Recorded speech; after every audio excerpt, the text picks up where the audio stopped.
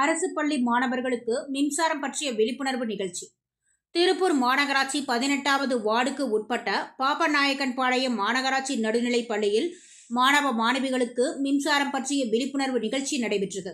சிறப்பு விருந்தினராக செயற்பொறியாளர், கொங்கு நகர் உதவி செயற்பொறியாளர் ஜேசுதாஸ், பிரிட்ஜ்வே காலனி உதவி செயற்பொறியாளர் ஆகியோர் கலந்து கொண்டனர்.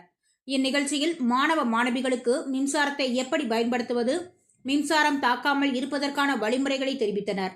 மாணவ மாணவிகளுக்கு பென்சில், பேனா மற்றும் இனிப்புகள் வழங்கப்பட்டது.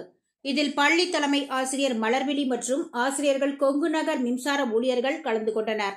அனைவருக்கும் ரஞ்சித் குமார் நன்றி தெரிவித்தார்.